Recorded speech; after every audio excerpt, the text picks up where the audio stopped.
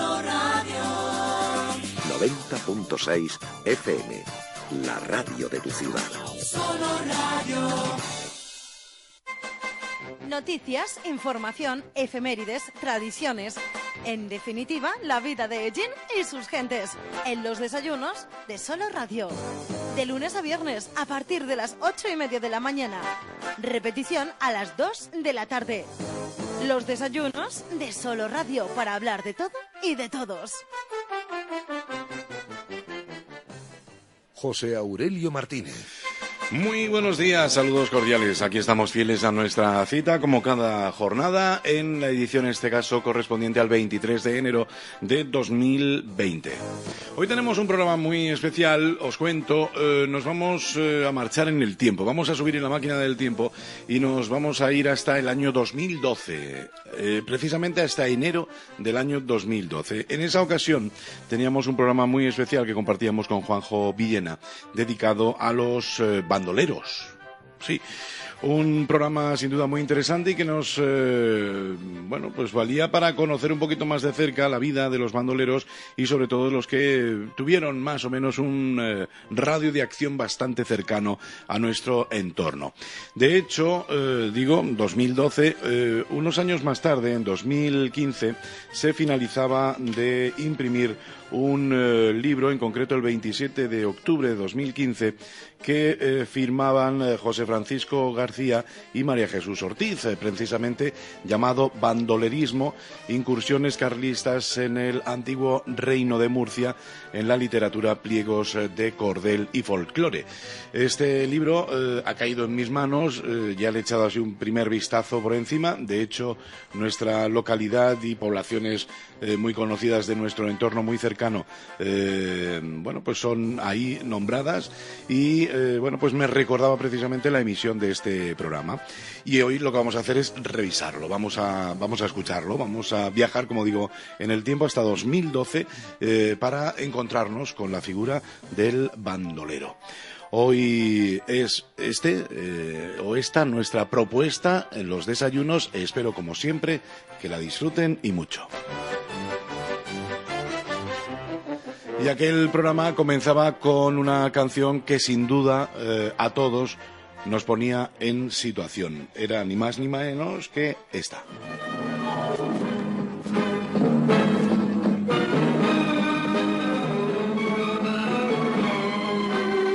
Señoras y señores, hoy en los desayunos de Solo Radio hablamos de bandidos.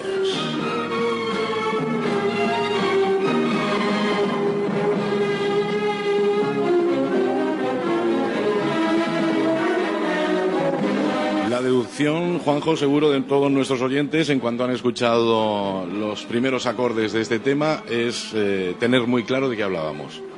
No lo sé, no estoy muy seguro, porque no saben si esto es la sintonía de los telediarios o es de una serie de televisión. Pues sí, hoy hablamos de los bandoleros, de los bandidos, porque además el diccionario de la Real Academia de la Lengua, cuando buscamos bandolero, nos lleva directamente a bandido. Bueno, tenemos que matizar. Yo, como siempre, busco las fuentes más antiguas para ver qué se hablaba o qué se decía en aquella época de una palabra, porque las palabras a lo largo del tiempo han ido cambiando su significado y lo que hoy significa una cosa, en la antigüedad pudo significar una cosa totalmente distinta. Entonces yo me voy a lo que es el tesoro lexicográfico de la Real Academia de la Lengua, que ahí encontramos diccionarios desde 1726 y buscando ahí pues encontramos pues la palabra bando, la palabra bandido, la palabra bandolero, en fin, una cantidad de palabras ligadas sobre todo a ese núcleo léxico que es la palabra bando, ¿vale? De ahí degenera la palabra banda. Incluso en la actualidad o de que éramos chiquillos, decían, vaya cachipanda de chiquillos que va por ahí, ¿no? Pues panda, pandilla, todo eso también parte del vocablo bando o banda. Porque a estos personajes se les denominaba, o al menos una conclusión que he sacado yo así rápidamente esta mañana, aquello de bandido era porque eran buscados por bando, ¿no? Sí. Se programaba un bando en su búsqueda. El bando era pues el anuncio oficial que las autoridades, pues para reclamar a alguien a la justicia, pues se colocaba en distintos sitios y era el único medio para, digamos, identificar a un personaje y poder denunciarlo, porque en la actualidad, bueno, está la fotografía, está los medios de comunicación, está la televisión, pero en aquella época no existía todo eso. Entonces se colocaban carteles y era el bando. Y además, cuando llega, por ejemplo, Semana Santa, se pone el bando de Semana Santa que dice que no se haga esto, que tal, tal. Lo que pasa es que es un método que ya está obsoleto, ¿no? Pero en aquella época era así. Era más o menos como en el oeste, ¿no? Estamos acostumbrados a ver el cartelito con el dibujo de la persona que se busca. Además, es que no hay prácticamente diferencia cuando veamos el bandolerismo en el siglo XIX, que prácticamente es que vivíamos en el oeste. Muchas de las cosas que contamos, digamos que han variado poco a lo largo del tiempo. En contenido, en forma sí que ha cambiado. Por ejemplo, el bando, ¿vale? El bando se ha sustituido, pues, como hemos dicho, en un noticiario, en un periódico, en tal, donde aparece alguien que se busca o se reclama. Incluso en las comisarías, no sé si ahora o antes, aparecía un cartel grande, pues se busca fulano, mengano, que pertenecen a la banda terrorista, tal. En la actualidad ya no se coloca eso por las calles, pero sí que ha existido hasta hace poquito.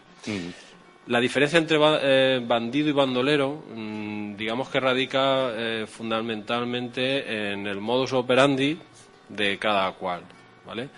El bandido, digamos que actuaba prácticamente en solitario, se dedicaba a asaltar a quien fuese, con el único motivo, pues, de ganarse un dinero fácil de lo ajeno y ya está. El bandolero, digamos que siempre iba acompañado de más gente. Era una banda, por eso la palabra van todas ligadas de esa raíz que hemos comentado antes. Y el bandolero también, digamos que está relacionado con la palabra bandolera, y la bandolera era una cincha de cuero que cruzaba el cuerpo, que era donde se portaba el arma, ¿vale? Eran, pues, el fusil, lo que fuese, y se llevaba colgado en esa especie de cartuchera gigante que era para llevar, pues, el fusil o lo que fuese. Eso se llamaba bandolera. No la serie de por las tardes, sí. Que también las hubo. Ha llegado nuestro tiempo, ¿no? Porque cuando alguien se pone algo así colgado, en cruzado, plan cruzado, es pues una bandolera. lo lleva en bandolera, Exactamente. efectivamente. Bueno, además comentábamos antes de iniciar el programa que esto de la bandolera, pues sería también un poco casi cómico, ¿no? Porque, bueno, la altura en aquel entonces no era de unos 70 y tantos como puede ser ahora, quizás, sí. la media, sino que era bastante más inferior y en aquellos momentos las armas que existían eran enormes. Era un escopetón casi tan grande como el que lo portaba. Estamos hablando de que la estatura media podía rondar entre el 1,60 más o menos. Eso sería una estatura media. En la actualidad, pues vemos chiquillos de estos que están engordados con petit suisse, como yo digo, y miden casi 2 metros. Claro, yo a veces pienso, digo, claro, la mala leche de un señor de casi 2 metros concentrado en uno de 1,65, pues tienen que tener una mala leche grandísima.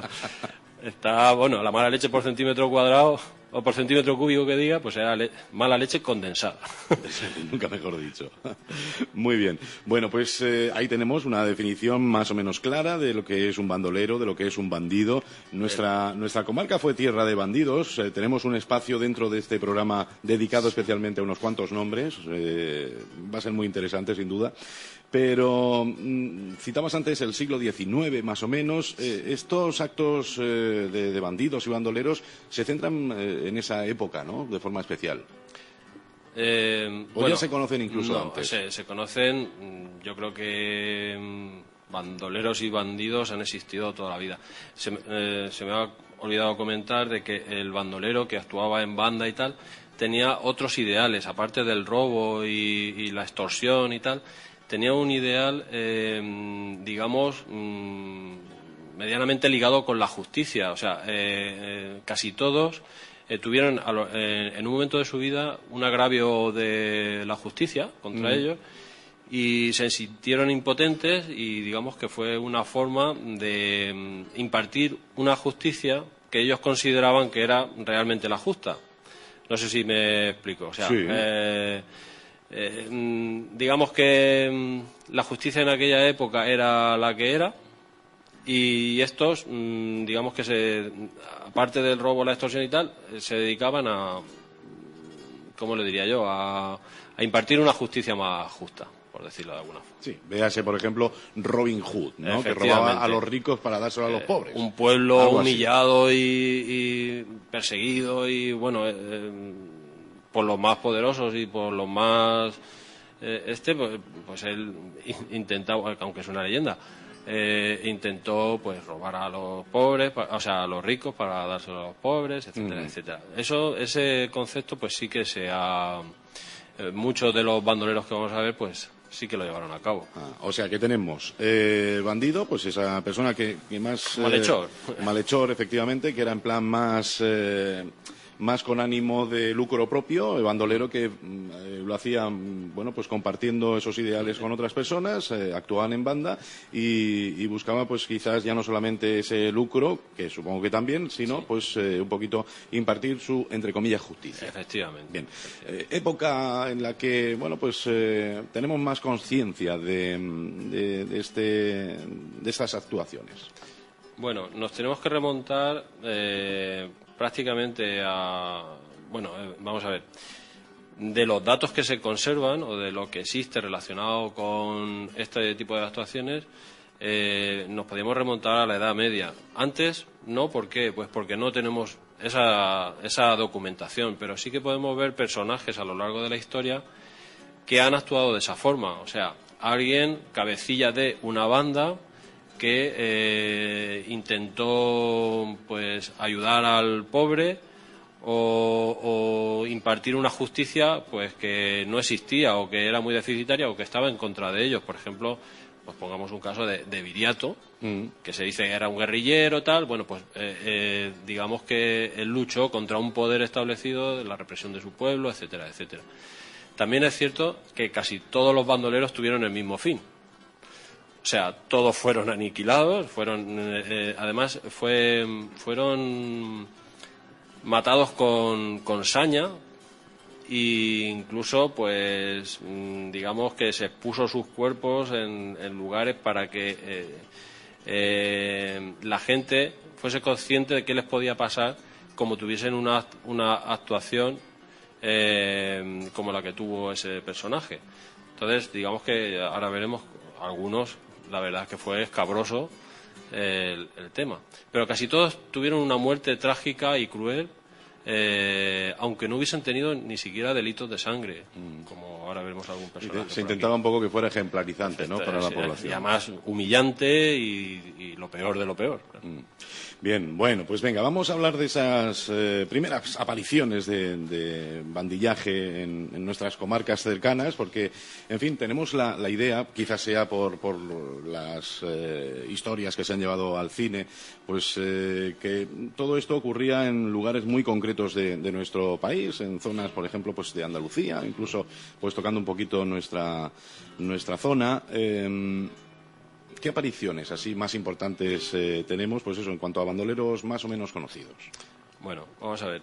Normalmente se dan en ciertas zonas porque, digamos, o sea, la ubicación exacta o el lugar propicio para que se produjese el bandillaje o el bandoleraje era cerca de un camino real o una carretera real por donde pasaba con cierta frecuencia pues mercancías, mercaderes, el tránsito de personas importantes y los caudales del reino, por decirlo de alguna forma. Entonces, por ejemplo, en Andalucía se da pues en el Camino Real, Sevilla-Madrid, y aquí en nuestra zona pues en el camino de Cartagena a Madrid, que era nuestra carretera. Nosotros vivimos al lado de un camino. El Tormo, que el otro día estaba escuchando a Pablo Cano, la verdad es que es uno de los mejores libros que tenemos. Lo que pasa es que se está desenterrando poco a poco. pues en todas estas zonas es donde era propicio, o sea, asaltar en el camino y luego tener un sitio donde poder cobijarse fácilmente y que fuese muy difícil su localización, pues una serranía cerca o un lugar inhóspito con poco tránsito, etcétera, etcétera. Era la escapada. Entonces, como datos, por ejemplo,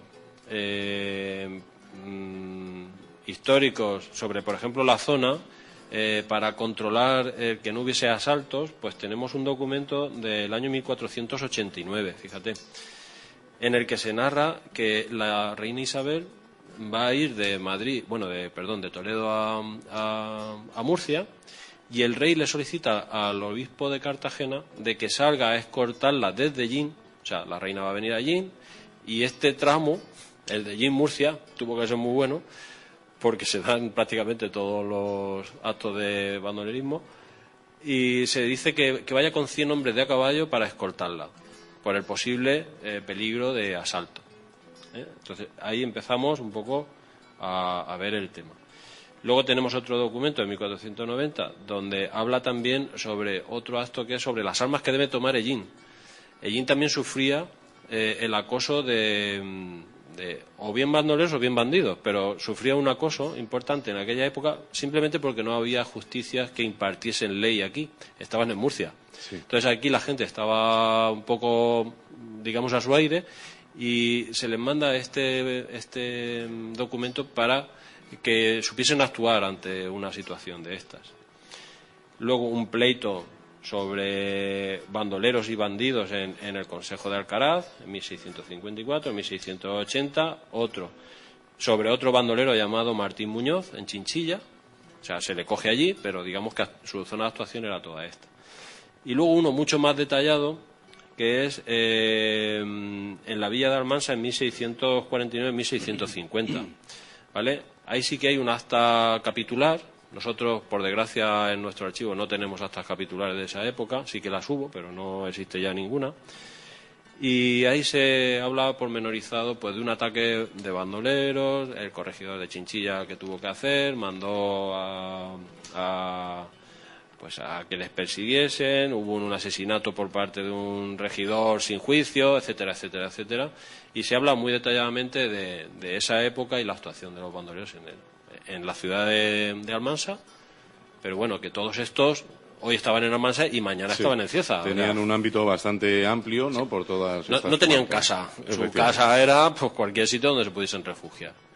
También es verdad que posteriormente, estos son las noticias. En aquella época no había noticiarios, evidentemente, y todo lo que se recoge o es por un documento de un acta capitular, como este caso de Almansa, o bien por un juicio, ¿vale? Entonces, cuando nosotros encontramos un documento que habla de un juicio y que habla de un bandolero o de lo que sea, pues tenemos esa referencia documental. ¿Qué ocurre? Que en el siglo XVIII empiezan a aparecer ya boletines, y en el siglo XIX pues ya hay boletines de todos los colores, con lo cual ya tenemos mucha más información. Por eso son más famosos, pues tenemos más datos del siglo XIX que de otra época. Está claro. Ya llega un momento en el que pues se recogen de otras formas. Sería pues impensable que ahora se perdiera algún dato de cualquiera de estos bandidos con todos los medios de comunicación que existen, ¿no? Con lo cual, pues antes se recogían en esos documentos oficiales, podríamos decir, y luego ya pues se ampliaría lógicamente esa oferta informativa. Bueno, pues vamos a comenzar a hablar de bandoleros famosos, ¿no? Quizás el más famoso, y antes lo escuchábamos en esa sintonía, fuera precisamente el que se llevó a través de esa serie de televisión al cine. También, pues además de la serie se hizo una película. Y todos, pues quizás tengamos esa imagen un tanto romántica de justiciero, además justiciero muy cercano al pueblo, ¿no? De Curro Jiménez, que realmente no era así, como se llamaba Curro Jiménez, era Andrés López Muñoz. Exactamente. Fíjate, más llano esto, ¿no? De Andrés López Muñoz. Bueno, pues una persona que nos da la sensación de ser muy normal. Lo que pasa es que utilizaba otro nombre, ¿vale? Él digamos que se codeaba a veces con la gente de alto nivel, y entonces utilizaba otro nombre, que era Francisco Antonio Jiménez de Ledesma, ¿vale? Que parece ya, bueno, un título nobiliario de los del Ledesma de toda la vida. Pero no, se llamaba Andrés López Muñoz, y digamos el alias era el Barquero de Cantillana, ¿vale? Digamos que la serie de televisión no tiene nada que ver con el personaje, o tiene muy poco que ver con el personaje. Quizás se basa un poquito en lo que pueda escudriñarse de su historia y su forma de actuar, pero no podemos decir que sea biográfica. Bueno, hasta el punto de que ni siquiera cronológicamente coincide en la figura de Curro Jiménez de la serie con el Andrés, el Barquero de Cantillana, en el que estuvo basada la serie. Digo esto porque a Curro Jiménez en la serie se le ve luchar contra los franceses y tal, por todas partes, sí. Y este hombre nace en 1819, que ya los franceses se habían ido de aquí.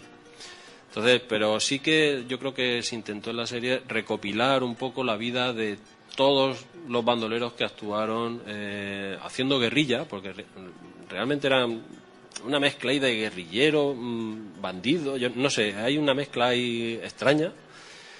Pero bueno, digamos que fue una adaptación más que otra cosa, ¿vale? Nace en 1819 y muere en 1849, pues como mueren todos prácticamente, una traición de un amigo y ya está. Aquí cuanto más amigo, pues peor. Eso. Líbreme Dios de esas amistades. Sí. Bueno, pues es quizás, como digo, pues una de las más populares, ¿no?, a través de esa serie de televisión, Curro Jiménez, pero ni se llamaba Curro ni Jiménez, era Andrés López Muñoz y conocido en aquel entonces por el Barquero de Cantillana.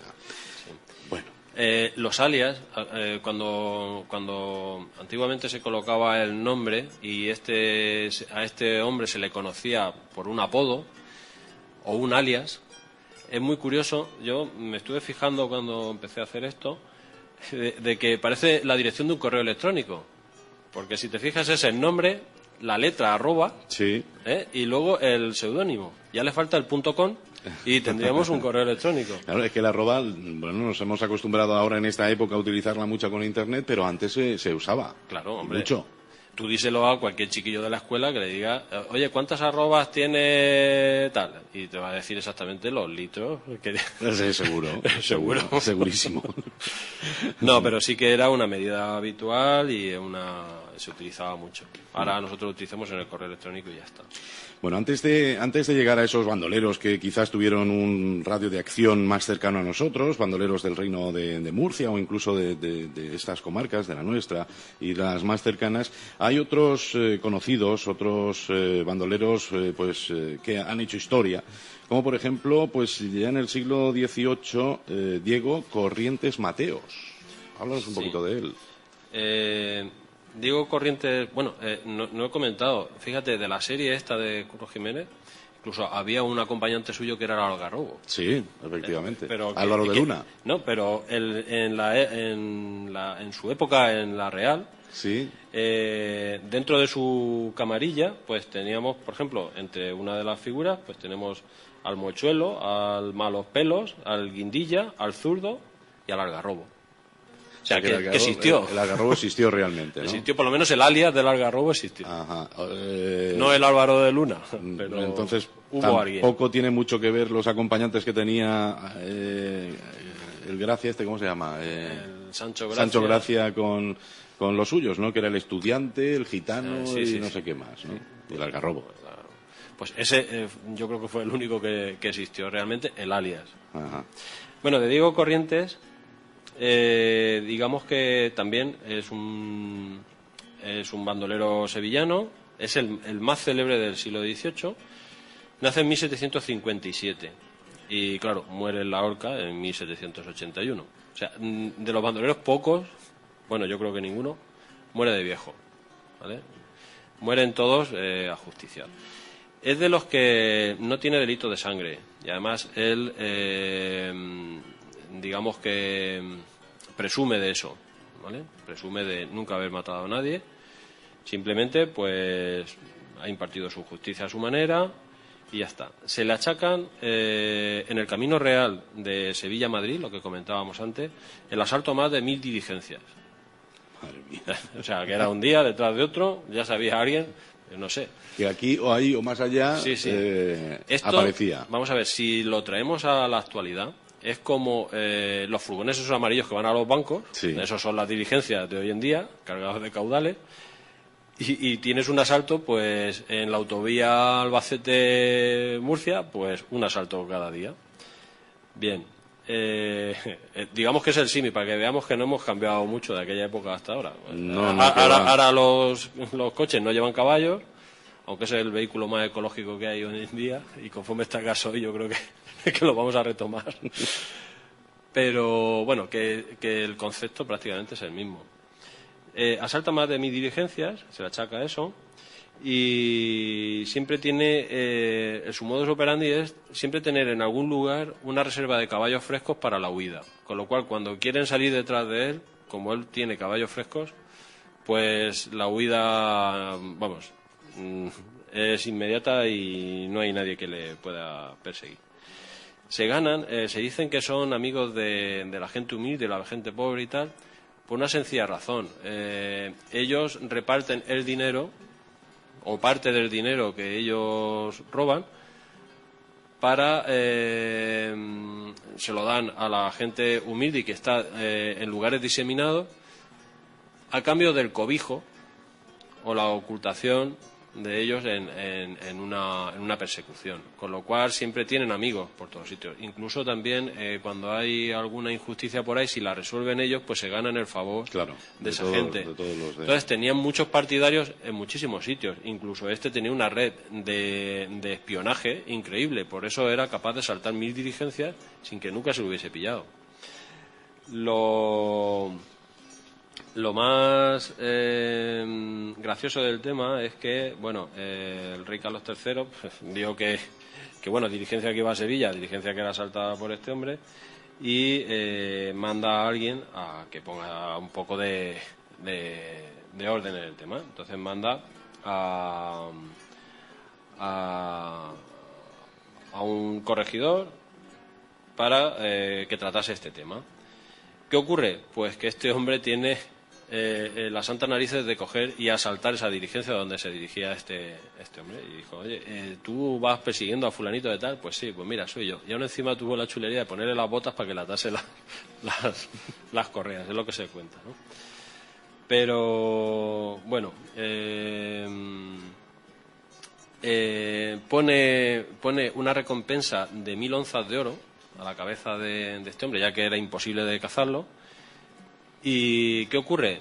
Pues que el bandolero se deja caer en la casa del juez. Antes he dicho corregidor, era un juez. Se planta en la casa del juez a altas horas de la mañana, llama a la puerta, sale la sirvienta. ¿Quién es? Dice, pues mira, tengo datos de este bandolero, que si puede salir un momento el juez. Entonces sale el juez y estaba el bandolero, Diego Corrientes estaba allí. Dice, oye, ¿no buscabas a Diego Corrientes? Pues sí, pues mira, soy yo y vengo a por mi recompensa. Entonces le pidió las 1000 onzas de oro y dice, bueno, estoy aquí, ¿me vas a apresar o no? Dice, pues claro, no tenía medio ni nada. Dice, bueno, entonces entiendo que me dejas en libertad, ¿no? Y entonces se fue con las 1000 onzas de oro y supuestamente, bueno, eso lo puso de los nervios al juez y nada, al final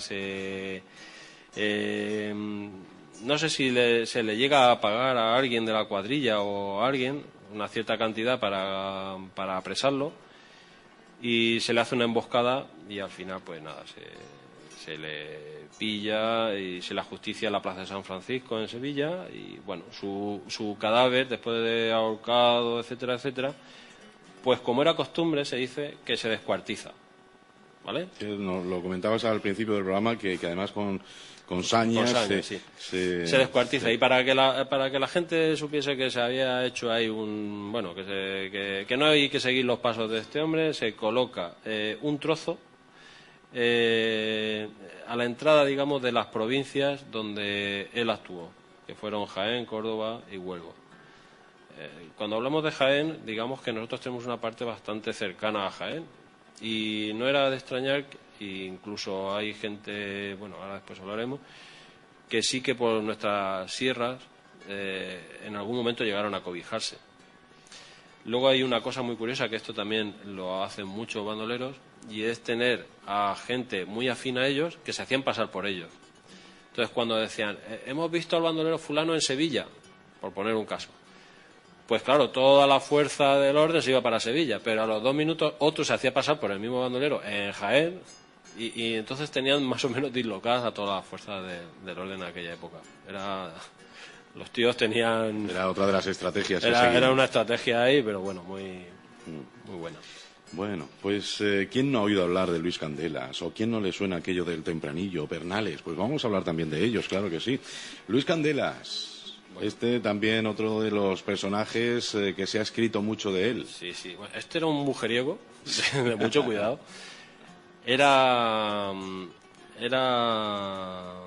digamos que no era amigo de trabajar demasiado con las manos ni con el lomo.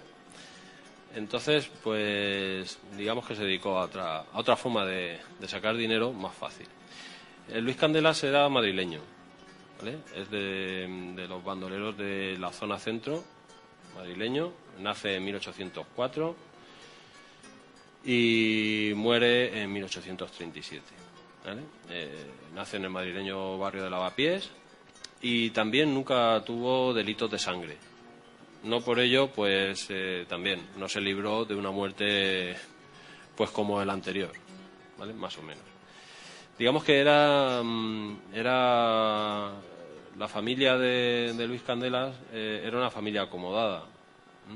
Y incluso le llevaron al colegio y tal.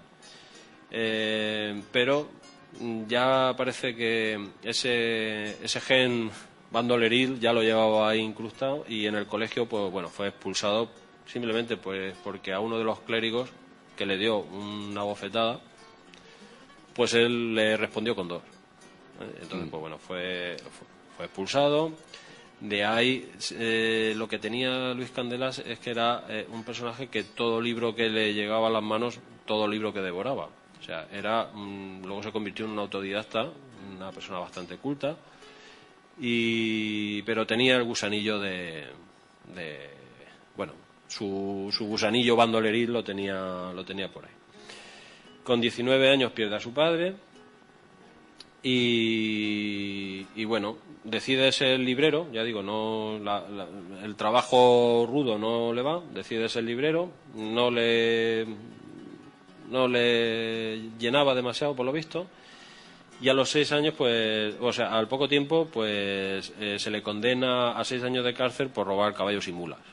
Se vuelve un cuatrero, no se sabe si por necesidad, no creo, pero bueno. Y bueno, se le reconoce también lo que hemos comentado antes, por ser un mujeriego. Esto de tener dinero, irse con mujeres, etcétera, etcétera, pues está muy bien. Y al poco tiempo forma una cuadrilla. Digamos que las bandas, hay varias formas aparecen en los textos de varias formas. Por ejemplo, aparece banda, la banda de fulano, también la cuadrilla de fulano, y en el siglo XIX aparece otro vocablo que es muy curioso, que es la gavilla. La gavilla. La gavilla. La gavilla de fulano, la gavilla de mengano. Pero aparece con ese término, no aparece como la banda de o la banda de cual, aparece como la gavilla. Y a mí me llamó mucho la atención. A mí mi padre... La gavilla, la gavilla era la gavilla de leña, exactamente. Claro. Pues era la gavilla de fulano, la gavilla de mengano. No sé cómo pues sería una serie de personas que estaban muy unidas por ese pues, bandolero en cuestión. Bueno, pues la forma en 1835, ya ha pasado la guerra de independencia, o sea, no se lucha más o menos contra nadie. Y los componentes que destacan con él pues son Paco el Sastre, Francisco Villena. No tiene nada que ver. No tiene nada que ver contigo, que yo sepa, ¿seguro? que yo ¿Seguro? sepa, no sé, que yo sepa. Mariano Balseiro, Leandro Postigo, Juan Medina, José Sánchez, el del Peso, Pablo Maestre, Pablo Luengo, el Mañas, los hermanos Cusó. Bueno, aquí habían un montón. Estos tenían, el modus operandi era, en un momento dado, ven que hay un un objetivo a este, se concentran, dan el golpe y se dispersan. Era la forma que tenían más o menos.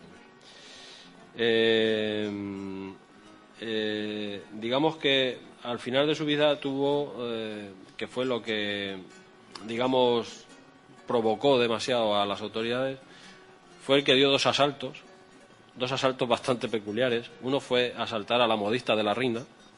No sé si lo haría por chulería o por qué, pero hizo un asalto a la modista cuando estaba en los talleres, pues haría allí un desaguisado. Sí, la modista no sé qué tendría, pero bueno, seguramente iba más por lo de la reina a estropearle los trajecitos que otra cosa. Y otro atraco fue a la dirigencia que llevaba el embajador de Francia. O sea, que eso ya, digamos que pudo provocar hasta un conflicto internacional.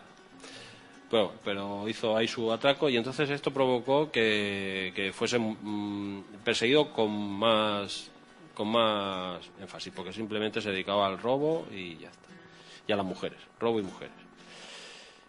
Fue acusado, bueno, luego el 2 de noviembre de 1837, pues se le apresa en el término municipal de Alcazarén, en Toledo, y bueno, pues se le juzga y se le condena a morir por garrote.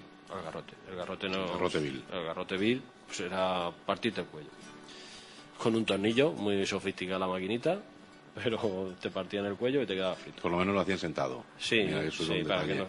Hombre, hay formas de ajusticiar a la gente que yo siempre digo, hay que ver cómo estudia la gente el matar a alguien en público y que no cause un trauma, o sea, que casi sea, no sé, como el que mata a una oveja. No sé si sabes que la Inquisición al principio lo que hacía era pegarle fuego en medio de la plaza del público y tal. En la plaza pública, pues le pegaban fuego al que habían ajusticiado. Bien. Eso llegó un momento que, fíjate, decae porque, digamos que entre los olores que se despide y tal, pues la gente no quiere ir. Pero la justicia quieren que vaya la gente, para que vean lo que se hace con los que se portan mal. Los que hacen cositas malas, se les hace esto. Fíjate lo que llega a inventar. Ahora no suben los impuestos y entonces era en la plaza. Sí, no, ahora te matan de otra manera. Entonces tú fíjate lo que llegaron a inventar para que la gente no se fuese ante la ejecución pública. Lo que hacían era meterlos en una olla al ajusticiado con la cabeza afuera y los cocían. Porque así no desprendía olores. Eso se hacía aquí en España, no se hacía en otro lugar. O sea, era pues, una forma más bonita de matar. Podríamos hacer también un programa especial dedicado a ello, ¿no? A las formas de tortura y muerte de este tipo de personas, ¿no? La guillotina, el empalar, para que veamos con qué, no sé, qué imaginación tenemos para ciertas cosas, ¿no? Sí, por ejemplo, para eso no nos falta. Bueno, vamos cerrando Luis Candela, que tenemos muchos nombres. Pidió clemencia a la reina, o sea, pidió clemencia a la reina porque nunca hizo un delito de sangre, pero bueno, dijo que Nanay, que le había destrozado los trajes asaltando a su modista, y el 6 de noviembre, a los 33 años, es ajusticiado. 33 años. A los 33 años. Vaya. Venga, pues otro de los nombres conocidos, quizás más por su apelativo que por el nombre. Sí, José María Pelagio Hinojosa. El Pelagio Hinojosa. Esto yo no sé cómo pronunciarlo, si en plan castizo, en plan italiano, ahí Pelagio. Es que Pelagio. Procedía de, o sea, raíz italiana. Sí. Bueno, pues entonces lo haremos como se merece, Pelagio. Pero era nacido en Córdoba. Nacido en Córdoba y conocido popularmente como el Tempranillo. El Tempranillo. El alias este del Tempranillo procede porque... De la uva. No. Bueno, podía ser. Pero el Tempranillo es más bien porque se inicia muy rápido y forma una banda a una corta edad. O sea, todos los componentes de su banda eran todos mayores que él. Era joven, pero era el cerebro. Ajá. Muy bien. Digamos que proviene de una familia humilde Y bueno, se dice que se lanza al bandolerismo a los 15 años con motivo, y aquí hay varias hipótesis, o bien por la venganza de la muerte de su padre, o bien vengando a la muerte de su madre, hay varias historias, o bien por un duelo de navajas que tuvo con otro señor por motivo de el amor que le había suscitado una joven, ¿vale? Entonces, de ahí, como la justicia era la que había entonces, pues aunque hubiese sido un duelo, pues su condena hubiese sido la horca. Entonces, ¿qué hace? Pues se larga. Se refugia en una banda de bandoleros, que eran los 7 niños de Écija, que estos también eran famosos en su época. Y bueno, pues allí digamos que tuvo un periodo de adaptación, pero no llegó a cuajar. A él no le gustaba ser el bandolero despiadado que asaltaba todo lo que se movía y espoleaba a todo el mundo, sino que él, digamos que su intención era otra, su fin era otro. Y por eso, pues bueno, tuvo varios encontronazos con varios de los componentes de la banda de los 7 niños de Écija, con el Tragabuches, sobre todo. Tuvo ahí unas historietas y a los 18 años pues crea su propia banda. Bien, digamos que se decía que en Sierra Morena el jefe de Sierra Morena era el Tempranillo y su banda, y todo el que pasaba por allí al final pasaba por sus manos o se lo encontraba. Hasta el punto de que Fernando VII, para combatir esta oleada bandolerí en Sierra Morena, pues crea un batallón especializado en el combate contra estos bandoleros, que se llamaban, o fueron llamados, los Migueletes. Los Migueletes. Que eso nos suena de algo más actual, sí. ¿vale? Pues era un cuerpo dirigido única y exclusivamente a combatir el bandolerismo en Sierra Morena. Y lo crea Fernando VII. Bien, en 1825 ya cuenta con unos 14 hombres, lo que hemos comentado antes, todos mayores que él, y se le llegó a conocer en Andalucía como el bandolero bueno. Bandolero bueno porque dice que todo lo recaudaba era para su gente y sobre todo para la gente humilde de los pueblos por donde él pasaba. De hecho, dice que en más de un pueblo que pasaba dificultades, él contribuyó a paliarlas. Y también, digamos que contribuyó a impartir su justicia y a ayudar a los más necesitados, sobre todo en aquella zona. Por eso tuvo tanto refugio en la serranía. Bueno, que tenía un corazoncito bastante grande. Sí, él decía, bueno, no me falta de nada, pues si he robado tanto, ¿para qué lo quiero? Pues mira, si hay unas personas que lo necesitan, pues se lo voy a dar, y a los amigos de la pandilla pues que se lo repartan como quieran. Se cuenta una anécdota de que hay un arriero que tiene una mula muy viejecita, que ya no funciona y que la familia dependía de ella. Y el Tempranillo dijo pues mira, te voy a dar 1.500 reales y vas y se la compras ¿A que le he robado yo? Bueno. No, fue mejor. Al señorito fulano que tiene una mula preciosa. Vas y toma 1.500 reales, te lo doy yo, vas y se la compras. Pues nada, pues el hombre pues cogió, muchísimas gracias, me voy, compro mi mula. Comprar la mula, pero por la noche fueron la pandilla y dice, oye, los 1.500 reales, que sabemos que los tienes aquí en la hucha, a la saca. Y se lo volvieron a quitar al vendedor. Al vendedor de la mula. Bueno, cosillas. Hay muchas anécdotas a nivel sobre todo en Andalucía. Y, bueno, está el Museo Bandolero en Ronda, o sea que allí también encontramos muchas cosas interesantes. Llegó a contar con una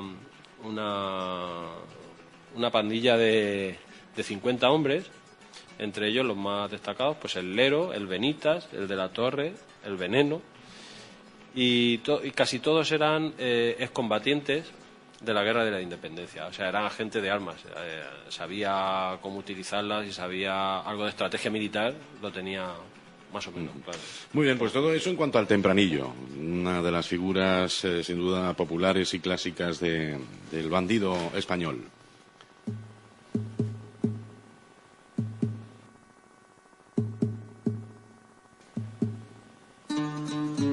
Este nombre seguro que le suena también muchísimo. Bueno, no el nombre, Francisco Ríos González. Era conocido popularmente como el Pernales. A él incluso se le dedicaron romances como este que estamos escuchando.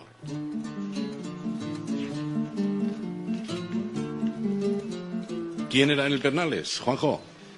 Bueno, pues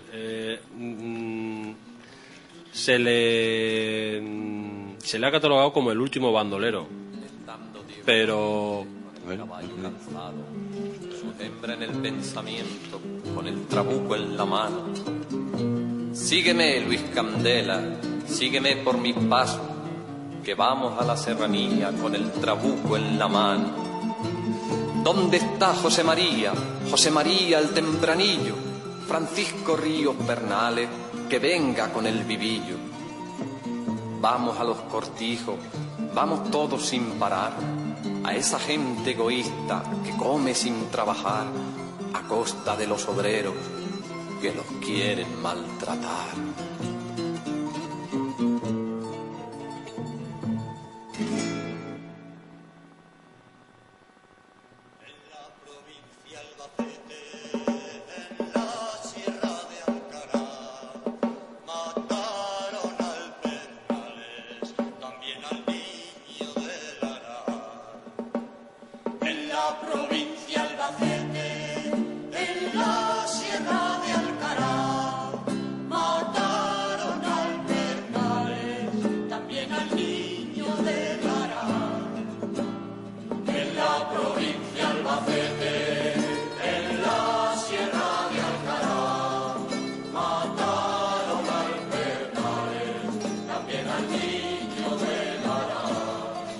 El niño de él, Arajal. Arajal.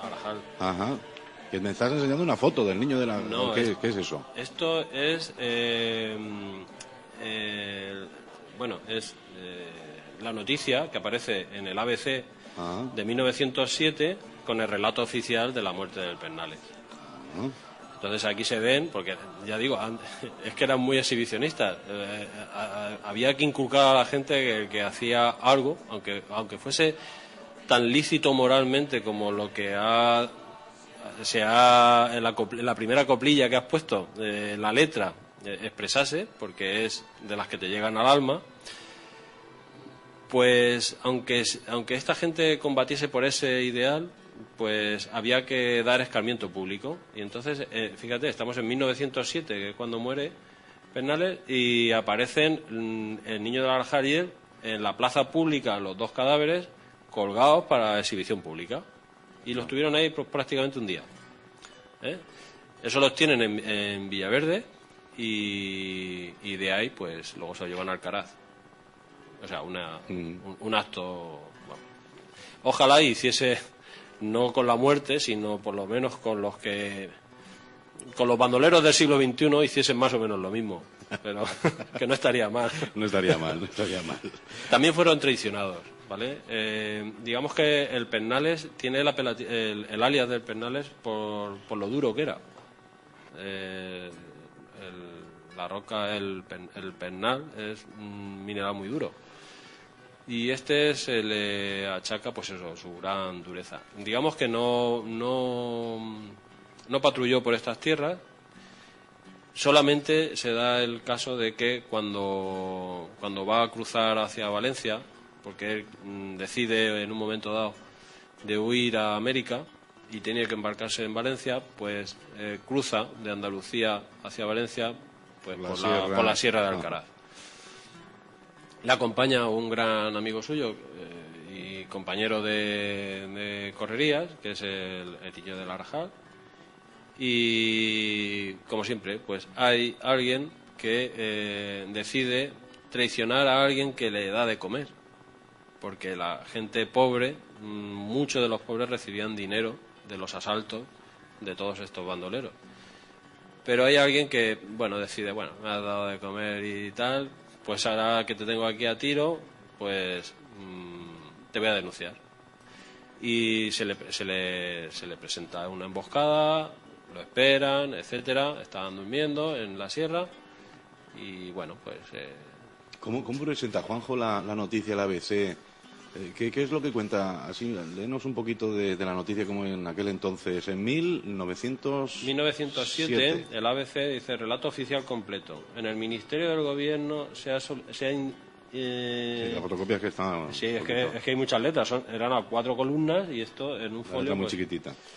se ha facilitado a la prensa el siguiente parte oficial relativo a la muerte de tal. La Guardia Civil Provincia de Albacete, línea 40, es que no lo puedo leer, de Alcaraz, el excelentísimo señor, a las 12:40 del día de ayer presentó en el caserío del Secarral, término de Villaverde, punto en que se encontraba el oficial que suscribe. Bueno, por sí, tener, quedaban una completa información de... La completa información es que es una página completa del ABC con la foto del teniente jefe de la línea, Juan Aro López, que fue el que mandó matar a los bandidos.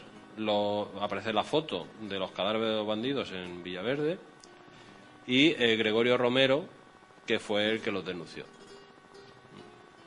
Ajá. Ya está.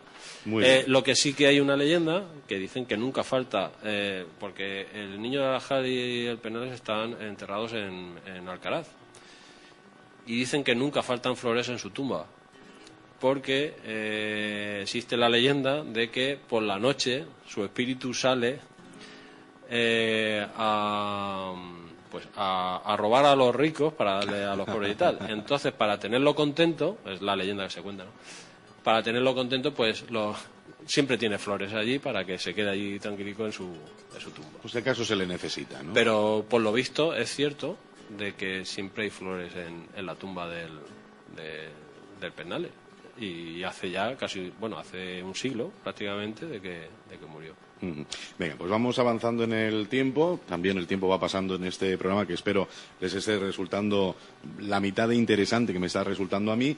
Entraríamos en los bandoleros más cercanos. Quizás, bueno, pues aunque su ámbito de actuación del Pernales no era precisamente esta zona, pero fue aquí donde murió, pues eso nos lleva ya pues a lo que entonces conocíamos como el Reino de Murcia, donde también estaría ya dentro de ello nuestra comarca. Y vamos a quizás bandoleros más cercanos, podríamos denominarlos así, porque también aquí hemos tenido bandoleros. Actuaciones bandoleriles. Actuaciones muy interesantes, algunas de ellas, bueno, dignas de guión cinematográfico que nos irá contando Juanjo esta mañana. Venga, pues vamos a comenzar, por ejemplo, con Juan Palarea Blanes, apodado el médico. El médico. Realmente es que era médico. Digamos que Juan Palarea, que nace en 1780, muere en 1842, pues digamos que proviene de una familia acomodada. De hecho, él estudia medicina y ejerce medicina en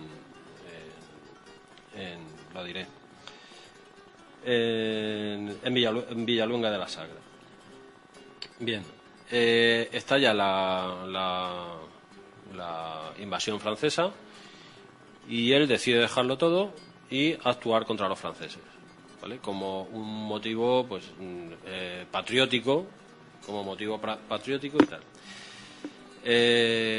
Bueno, y en algo tan loable como eso, ¿por qué se le considera bandolero o bandido? Bueno, pues porque viene a posteriori. Ah, bien. Algo tuvo que pasar. Todo lo que sea en las actuaciones contra los franceses, digamos que incluso llegan a ser héroes. De hecho, este hombre tuvo cargos importantes,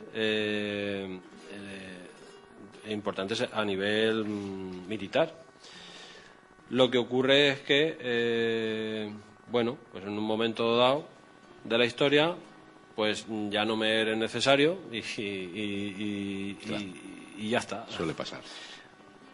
Así, fíjate si llegó a ser importante que en 1811 dispone de 660 jinetes, que ya era un grupo importante. 660 jinetes, pues no, para que nos hagamos una idea, si en la feria el día que hizo ¿cómo se llama? La cofradía del Eceomo, me parece que hizo lo de la exhibición de caballos y tal. Sí. No sé cuántos caballos podrían participar. No 20, recuerdo, no, más. 30. No recuerdo el dato, pero... Vamos a poner 50. 50, 60, no sé. Sí, vamos a multiplicarlo eso por... Pues eso multiplicado por 10. 7 o 10. Son muchísimos jinetes y todos preparados pues para combatir. Era prácticamente un batallón. Bien, pues lo que hizo fue en varios lugares sobre todo actuó en la zona de Toledo, pues interceptar lo que eran correos, despachos oficiales de los franceses y tal. O sea, hizo un poco de guerra de guerrillas. Y además, creo que se ganó la guerra contra los franceses por muchos actos de este tipo. La guerra de guerrillas pues descolocó bastante a los franceses, que tenían un patrón de guerra pues muy medido. Nosotros, los españoles, tenemos la peculiaridad de que afrontamos cualquier problema con una soltura, ¿no? Con que en otros países es impensable. Por ejemplo, nosotros somos de la solución MacGyver. Sí. Con un chicle y un esparatrapo te hago, la Torre Eiffel. Pero en otras culturas eso es impensable, no se puede hacer. Directamente te dicen, no puede ser. Bueno, a un alemán es imposible decirle, esto te lo arreglo yo con un chicle. Pues eso es impensable, pero un español es capaz de hacer eso. Entonces esto desvirtuaba bastante la guerra de guerrillas, con los ejércitos tan preparados, tan disciplinados hasta la hora para disparar, no sé qué, toda esa historia. Cuando llegaba una algarada de estas de bandoleros, uno por cada lado y a su aire, estilo Pancho Villa, pues los descolocaba y rápidamente pues, podía ser hasta fácil de combatir el tema. Entonces, bueno, tuvo bastantes actuaciones hasta que, bueno, en la batalla de Arapiles intercepta comunicaciones y tal. Y llegó incluso a ser condecorado por el duque de Wellington, le obsequió con su sable por las actuaciones que tuvo en la guerra de Independencia. Y tal. ¿Qué ocurre? Pues que termina la guerra de la Independencia y este hombre, posteriormente, pues se posiciona a un lado del poder establecido. ¿Y qué ocurre? Pues que pasa a ser catalogado como un bandolero. Después de todo lo que había conseguido y tal, pues nada,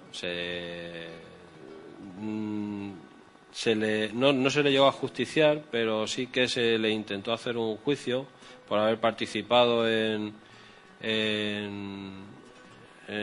sus historias bandoleriles, por decirlo de alguna forma, y muere el 7 de marzo del año 1842 en extrañas circunstancias en el penal de Cartagena.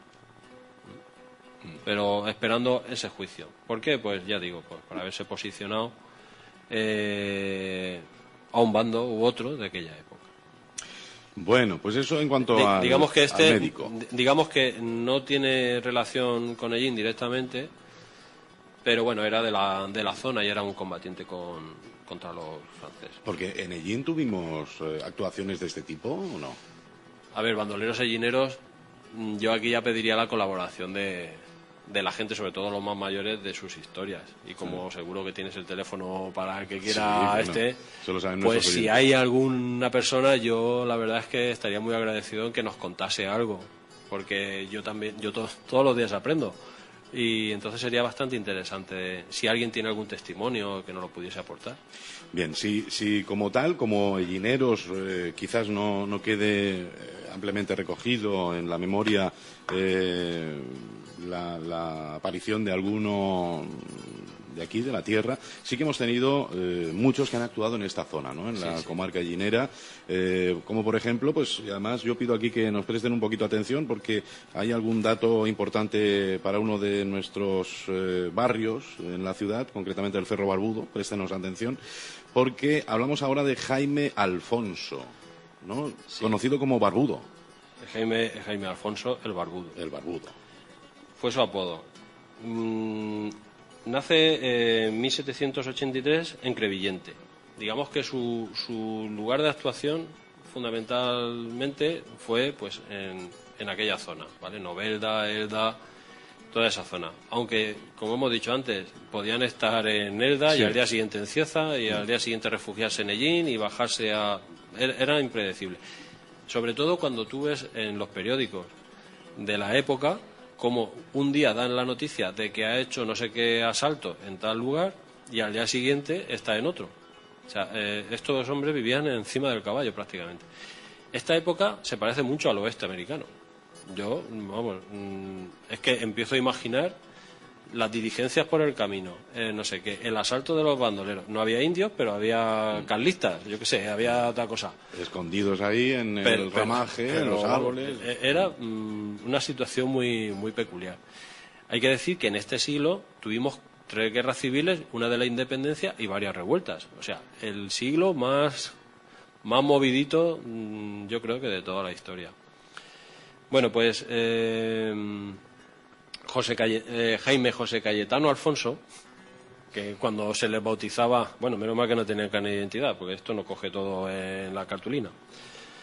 Nace en Crevillente y se dedicaba pues a cuidar rebaños, era pastor.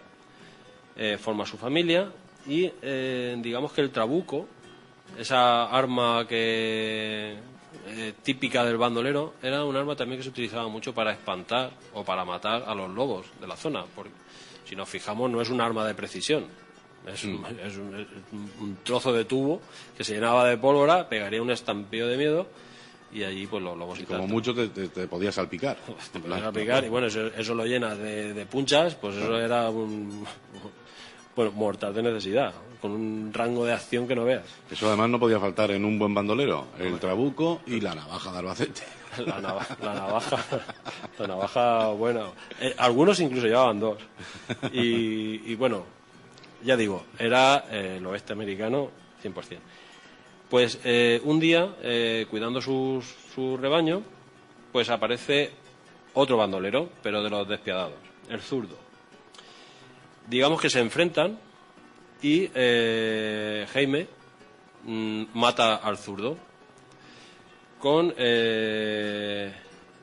Una vez que mata al zurdo, ¿qué ocurre? Pues sabe que le van a perseguir. Le va a perseguir la banda en acto de represalia. Y tampoco se fiaba de la justicia de aquella época, porque aún encima le podían acusar de haber matado a alguien. Con lo cual, ¿qué hace? Pues huir. Se tira al monte. Para intentar, digamos, que se le reconociese pues su inocencia, pues lo que él intenta es hacer gestos ante la justicia para que se le indultase por ese motivo. Entonces, lo que hace es que se ofrece para combatir contra los franceses en 1808.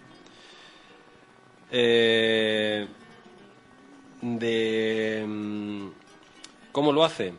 Pues una vez que mata al zurdo, llega un momento en que los bandoleros del zurdo van a por él, lo encuentran y lo que hace es demostrarles que él es más fuerte.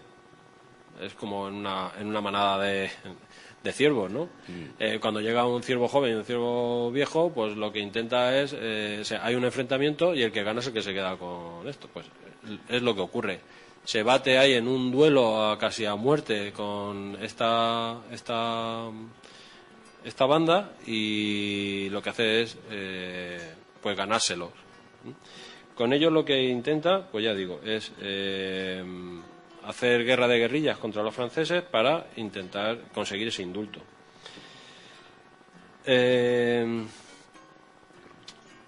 La fama que llegó a tener, y al igual que el médico, pues traspasan las barreras, las fronteras que diga, y digamos que se le reconoce por generales de campo y generales, etcétera, etcétera, por militares de alto rango, a Jaime Alfonso. Y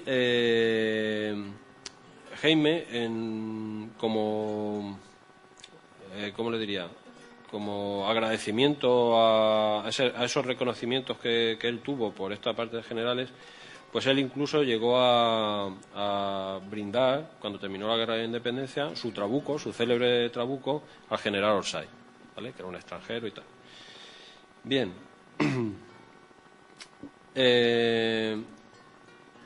Cuando acaba la guerra de la independencia, pues digamos que el gusanillo este del bandolerismo a algunos les queda ahí y incluso por cuestiones éticas tienen una línea política que les, bueno, son sus valores y tal, que le hacen posicionarse luego en un lado o en otro, en los absolutistas, que eran los partidarios de Fernando VII, o los liberales, que hubo aquí, ya digo, otro tipo de revuelta, no sé qué, no sé cuánto.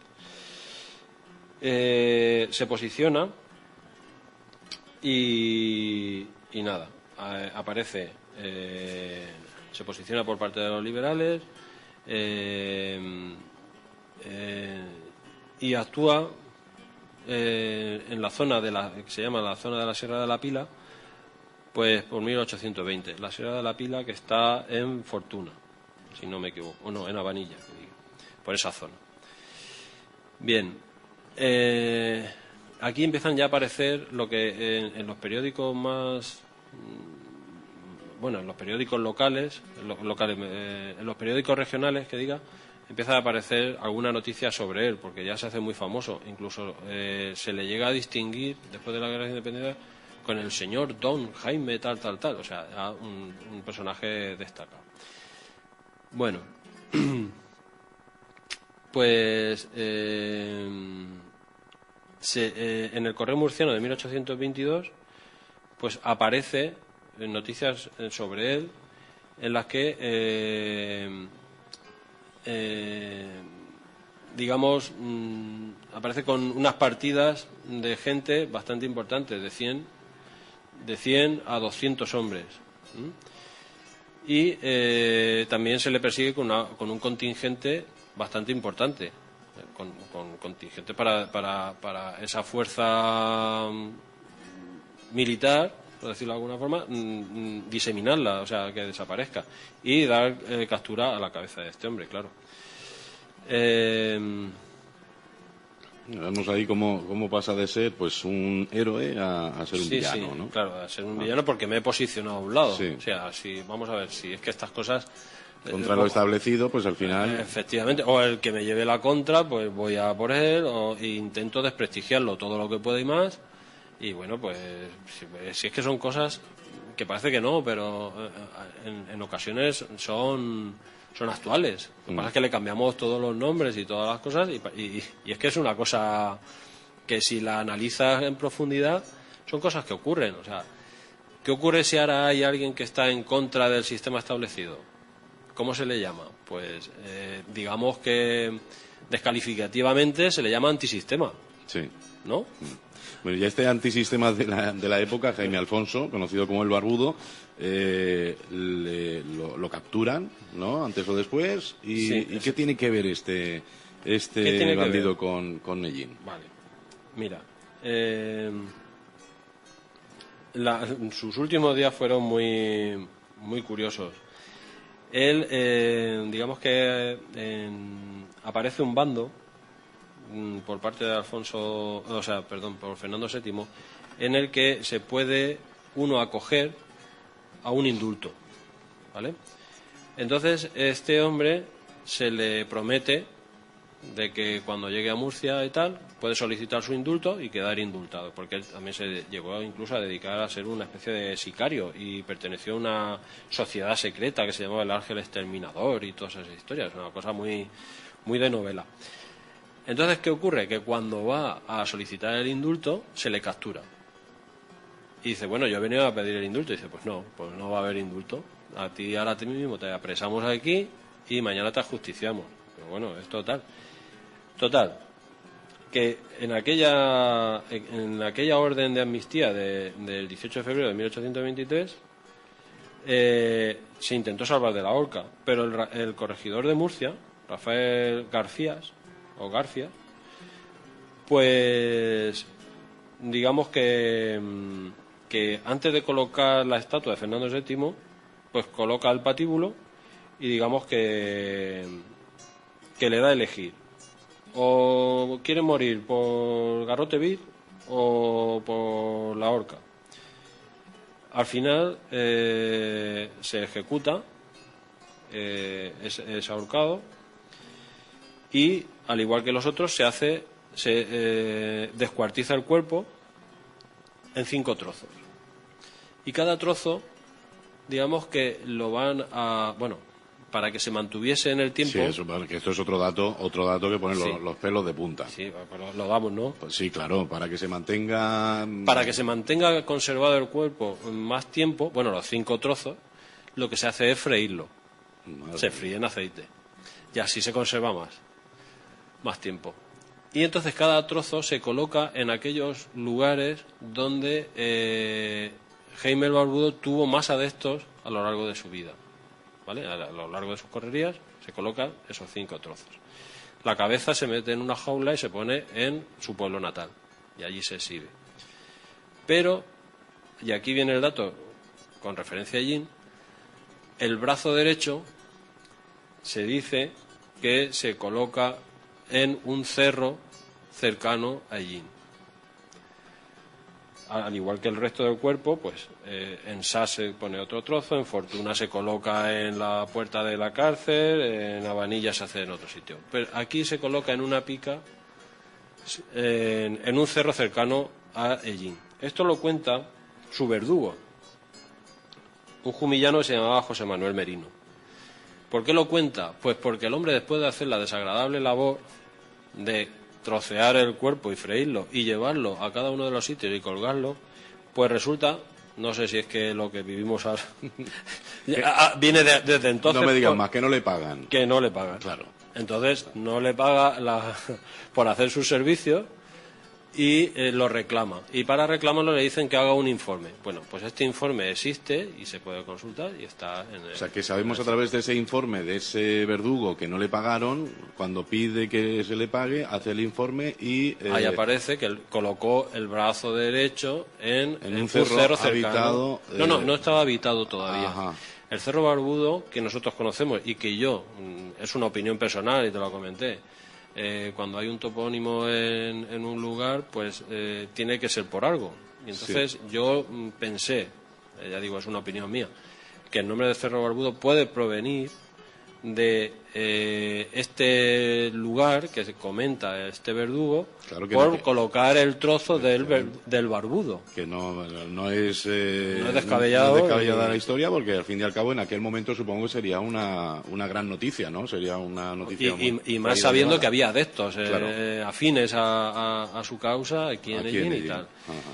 Y ya digo, el Cerro Barbudo en aquella época estaba totalmente, bueno, prácticamente despoblado y se repuebla a mitad del siglo XIX. Empiezan a hacerse solicitudes al ayuntamiento para que se les diese terrenos para edificar una casa en el Cerro Barbudo, o sea, a partir de la segunda mitad del siglo XIX. A ver dónde está el brazo del barbudo. Pues que alguien lo busque, a ver si aparece por ahí. Si desaparece. Porque si lo frieron bien, tiene que conservarse Claro, muy bien. Si hacen alguna obra en casa y aparece un brazo por ahí, que sepan que puede ser de este. Y además la mano derecha, o sea, mano derecha. tuvo que ser hasta incluso algo... Ujú. Bueno, pues ese dato que Algo conocemos importante. gracias a ese escrito donde, bueno, pues el propio Verdugo lo cuenta. Bueno, nos estamos quedando sin tiempo, pero no queremos... tenemos por aquí unos cuantos nombres todavía que seguramente muchos de nuestros oyentes están pensando, pues no han hablado todavía del Roche o no han hablado del Lozano. Pues vamos a hablar de ellos también, aunque sea ya en los últimos Damos una minutos. pinceladita rápida. Hablamos de un segundo, que es Pedro Avellán Sánchez, el peliciego. El peliciego que tuvo... se pasó al bando carlista, etcétera, etcétera, y se comenta que la finca de Madás pues tuvo un encontronazo con un ilustre llinero, Rafael Rodríguez Valcárcer, y que también era carlista.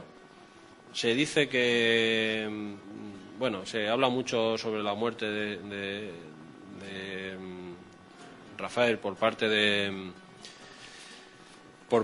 peliciego, pero yo sospecho que siendo los dos del mismo bando y tal, y dejando tanto a Rafael, su gente, solo ante el peliciego, que también se quedó solo, yo pienso que fue más bien un duelo. por decirlo de alguna forma. Y aún encima el peliciego tuvo digamos el honor o el de coger y llevar el cuerpo a su familia. Pero yo creo que fue Sí, esa forma de actuar quizás sea más en plan duelo. Es decir, bueno, es un duelo, podía haber ganado él o yo, y en este caso digo yo, pues aquí tenéis el cuerpo de... Exactamente. Y se dice que hay un monolito, algo montado en la finca de Amadas, pues conmemorando eso. Yo no lo sé, pues no lo he visto, pero bueno, la gente más mayor dice que lo hay. Quizá esa finca por dónde para, más o menos. Pues creo que está por... No te lo sé decir cierto, pero creo que está por ahí por Cancarí. Ajá. Creo. Bien. Bueno, pues investigaremos también ese asunto. Esto en cuanto al peliciego, entramos quizás en los nombres que más nos suenan, ¿no?, cuando hablamos de bandoleros en esta zona, que es Lozano y Roche. Lozano era, bueno, pues su apellido, Miguel Lozano Herrero. Herrero. Nació en 1842 en Jumillano. Este más que bandolero, yo creo que el apelativo de bandolero viene más porque el bando contrario al suyo pues se lo da. Sí que tiene una forma de actuar bastante peculiar, pero digamos que Miguel Lozano era un militar. O sea, él comienza su carrera militar a los 15 años, siendo cadete, y termina por ser teniente coronel. O sea, es un militar. De hecho, todas sus actuaciones se dan en la Tercera Guerra Carlista. Las guerras carlistas surgen vamos a decirlo de una forma coloquial, por un pucherazo del rey Alfonso VII, ¿vale? No deroga la ley sálica, se le concede el reinado a su hija en vez de al que le tenía que corresponder, que era a su hermano Carlos María de Borbón.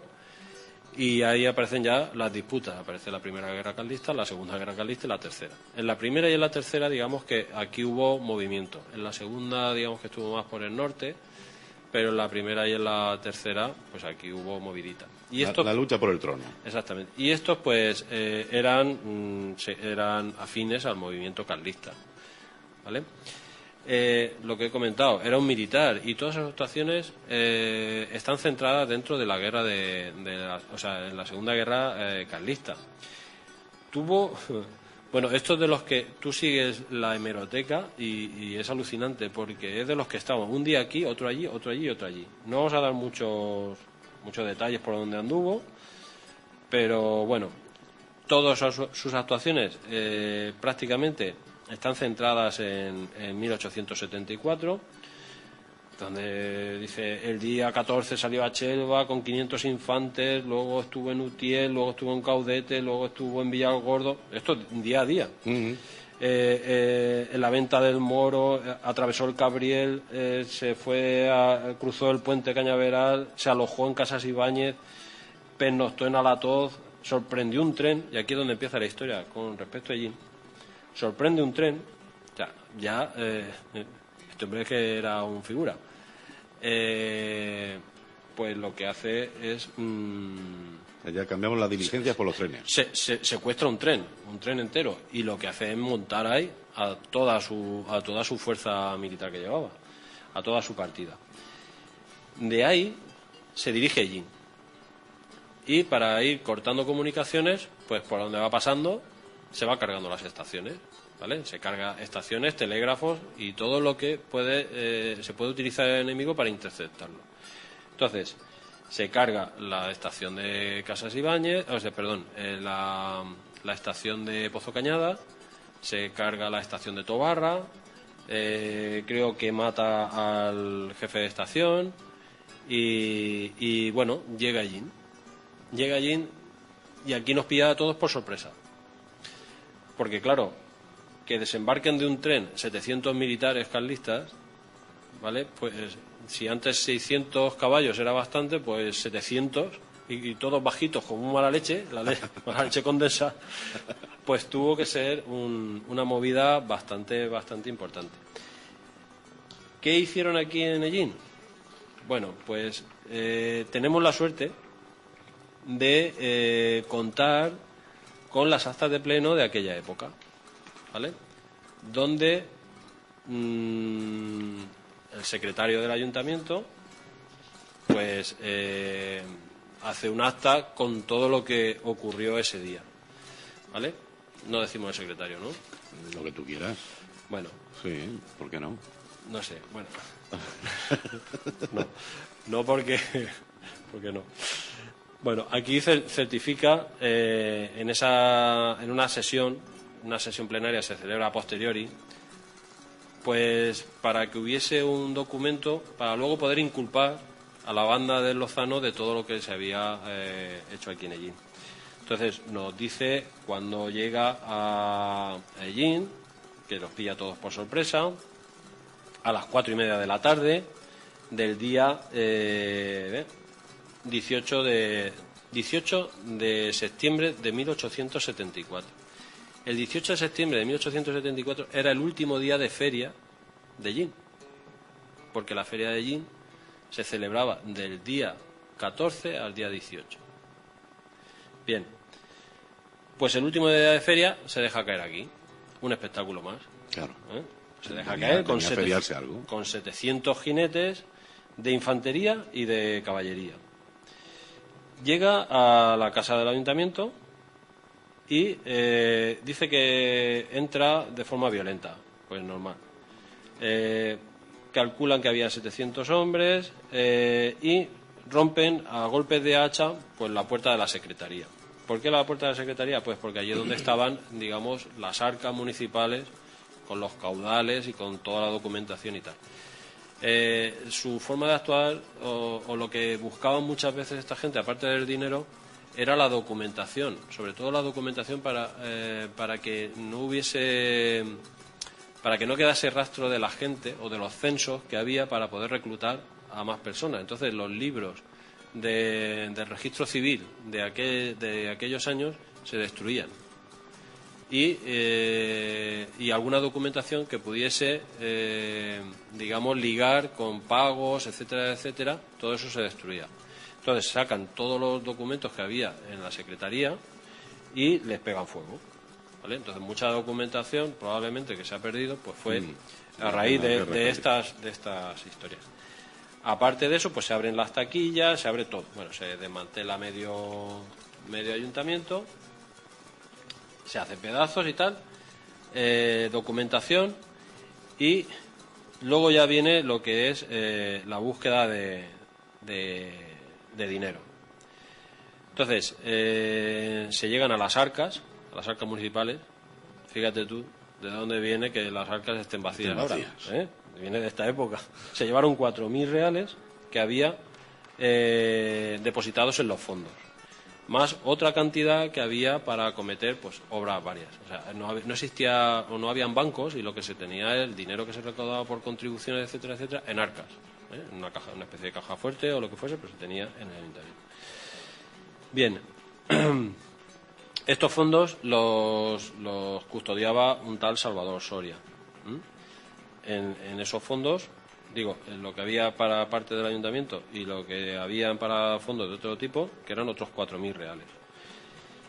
También se llevan unos 100 fusiles, o sea, armamento. En el ayuntamiento había armamento y 2 cajas de munición que acababan de llegar de Valencia y que iban a servir para armar a una compañía de voluntarios que se iba a organizar en Ellín para combatir a toda esta gente. O sea, que aún encima le quitan toda la guarnición para poder abastecer a esta partida de voluntarios. Bien, una vez que ya se ha saqueado el ayuntamiento, ya hemos quitado todo el armamento que había, pues entonces vamos a recaudar dinero casa por casa, ¿vale? Vamos a pasar el cestito casa por casa a ver qué nos podemos llevar. Y entonces aparece en este acta a quién se les va requisando el dinero. Por ejemplo, a don Pedro Pablo Blázquez, 8.000 reales. A don Baldomero Falcón, que igual le suena a alguien, 4.000 reales. A los herederos de Pedro Juan Espinosa, otros 4.000. A Hipólito Núñez, otros 3.000. A Antonio Velas, otros 4.000. A Manuel, y así sucesivamente. A todos, supongo, los más poderosos de la ciudad entonces. Al que, bueno, se llevaron una importantísima cantidad de dinero. De ahí se llevan también pues las hachas que había en el servicio de bomberos. Esto también era un dato de, bueno, les gustaría las hachas de los bomberos y se las llevaron. Las 6 hachas también se ponen en el cómputo de cosas que se llevaron. Y se llevan los 20 instrumentos de la banda de música. Madre mía. Se ve que cuando se aburrían pues se llevaban los instrumentos. Las levitas y los pantalones también se los llevaron de la banda de música. Y bueno, todas estas historietas que... Vamos, todo lo que creían que podía resultarles útil se lo llevaron. Bueno, luego fueron a visitar al cuartel de la Guardia Civil y evidentemente también se llevaron toda la documentación, le pegaron fuego, se llevaron hasta las almohadas, los sombreros. Claro, un guardia civil sin el sombrero de la época pues es como un jardín sin flores. Era también como un desagravio. Un desagravio sí, importante contra la Guardia Civil y tal. Y les quitaron los sombreros, les quitaron las almohadas y las mantas, que en aquella época no había calefacción y lo único que tendrían para arroparse sería la manta. Y ya está. Y de ahí, pues bueno, pues llega, hasta luego. Hacen esa escabechina en la ciudad y llega el momento de marcharse. Se marchan. Recordemos que el tren en este caso es parte importante. Se marchan, digamos que interceptan en la estación de Agramón. Digamos que habría allí una especie como de base de trenes y como sabían que iba a venir fuerzas a contrarrestarles de Murcia, de la parte de Murcia, lo que hacen es mandar una locomotora sin tripulante dirección Murcia y otra por si acaso dirección Albacete. La de Albacete descarrila y no pasa a mayores, pero la de Murcia sí que es cierto que de Cieza subía 2 trenes, uno que se llama de expedición, o sea, una locomotora con el fogonero y el conductor, y el otro donde iban todas las fuerzas a combatir a los carlistas. ¿Qué ocurre? Pues cuando ven venir la locomotora a toda leche hacia abajo, pues tonto el último, como el del barco este de Italia. Sí. Sí. Y nada, fue también otro acto importante de estrategia militar, más que otra cosa. La forma más rápida de llegar, una vez se conoce que estaban aquí, era a través del tren. Y entonces, para evitar que esos trenes llegaran, lanza un tren para en cada dirección lado. Murcia y otro dirección Albacete. Muy bien, pues esto lo hacía el señor Lozano. Sí. Esto lo hacía el señor Lozano. De ahí, pues bueno, luego se va a hacer sus correrías por otros sitios, otros lugares, y en Bogarra, pues digamos que se les delata y es apresada la partida de Lozano con los cabecillas, porque digamos que era un mini ejército. Se le lleva a Albacete, al penal de Albacete, y allí, bueno, pues se le hace un juicio sumarísimo, etcétera, etcétera, y se le ejecuta. Hay un periódico, una revista que se llama El Heraldo Real, me parece, que hace una descripción muy detallada de cómo fue su juicio, cómo hasta los jefes militares de la otra parte lloraban por su muerte, cómo él pagó a los que le iban a fusilar. O sea, hacen un relato muy, muy exhaustivo de aquello, que tuvo que ser muy emotivo, muy fuerte, porque era dentro de la persona que era, pues era un militar muy, digamos, muy arraigado en su faceta y muy defensor de sus ideas y tal. Entonces, pues eso se le tuvo en cuenta, pues a nivel militar se tuvo bastante en cuenta. Muy bien, pues vamos cerrando este programa, que nos gustaría que quedara abierto, ¿no? A partir de ese momento, y si tienen algún dato más que en un segundo programa pudiéramos utilizar, o no sé, pues lo decíamos anteriormente, algún bandolero calificado así en época de las que estamos hablando y que fuera gallinero, conozca pues alguna de las historias relacionadas con nuestra localidad, nada nos impide hacer pues otro programa. Pero antes de marcharnos, y ya en los últimos minutos, tenemos que hablar también de Ramón García Montes, conocido popularmente como Roche. El Roche, sí. Aquí es donde tenía que haber intervenido su tataranieto, ¿vale? Porque este hombre tiene descendientes aún vivos.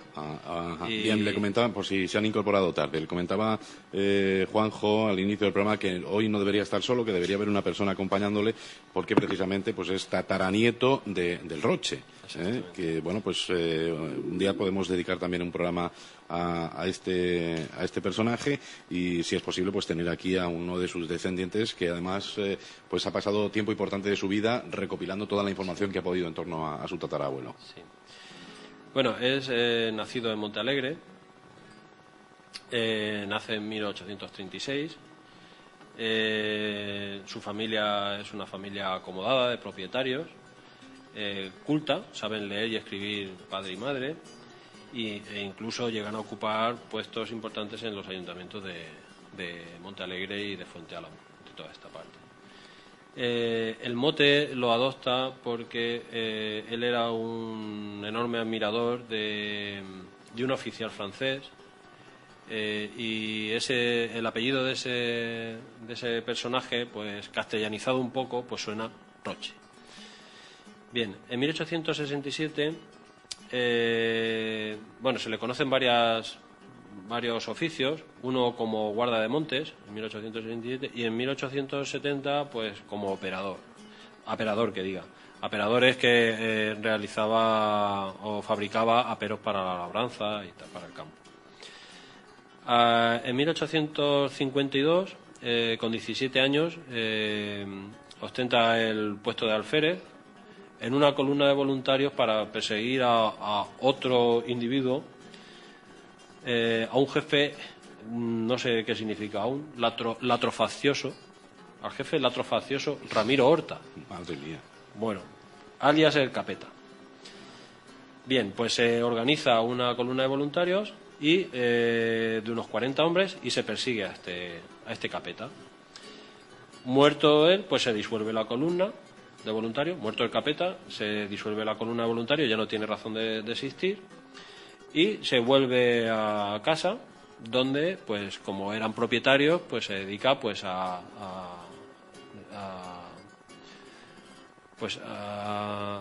regir su casa e incluso pues ayudar en la casa de el marqués de Villahermosa, que es el marqués que tenía propiedades en Montealegre. En 1868 intenta se le intenta matar, y este tiene que huir. ¿Por qué? Pues porque hay una revuelta de tantas que hubo en el siglo XIX, y como él era afín a los intereses tanto de la casa del marqués de Villahermosa como de otros que estaban en contra de esa revolución, pues se le fue a buscar y se le intentó asesinar, con lo cual tuvo que huir. Huye y se posiciona por parte del bando carlista. En 1870 pues da el grito a favor de Carlos VII en Yecla. Carlos VII es el nieto de Carlos María de Borbón, que era el que supuestamente tenía que haber cogido el relevo dinástico a Fernando VII, pero como hemos comentado antes, a última hora de Fernando VII, pues pasa el trono, la descendencia del trono, a su hija Isabel, la futura Isabel II, y con 3 años creo que ya es reina bajo la regencia de su madre. Bueno, pues él se posiciona a favor de Carlos VII, da el grito quiere decir el pronunciamiento público de que él está a favor de eso y que va a luchar por la causa de Fernando VII. Bien, en Yecla y ya tiene una fuerza de 130 hombres, consigue 130 hombres y se pone al mando del general Manuel Marconer. Bueno, esto al poco tiempo se disuelve porque este general recibe una orden de disolución y se disuelve. En el año 1872 vuelve otra vez a Yecla con 118 hombres y ahora vuelve a dar el grito a favor del mismo rey, bueno, de Carlos VII, que diga, y esta vez bajo el mando del general Romualdo Martínez Villanet. Se vuelve a disolver porque matan a este general y en 1873 vuelve otra vez a dar el grito a favor de Carlos VII con 140, pero esta vez en Pinoso y bajo el mando del general Belda. O sea, que ahí es donde ya él comienza con su partida de hombres y tal. Bien. Y comienza, pues, su labor como militar en esa guerra y aparece en una serie de pueblos dando, pues, los golpes que tenía, bueno, similares a los que hemos comentado anteriormente. Sí, exactamente. ¿No? Entonces, aparece en Caudete, aparece en Villena, en Pinoso, en Jumilla, en Cieza vuelve otra vez, en Fortuna, en Jumilla otra vez, en la Sierra del Collado, en Ellín, no sé, pero pudo ser, por ejemplo, en Sierra hay una sierra que le llaman la Sierra del Collado, pero no la sé ubicar, pero sí que se dice que en 1873 pues estuvo allí.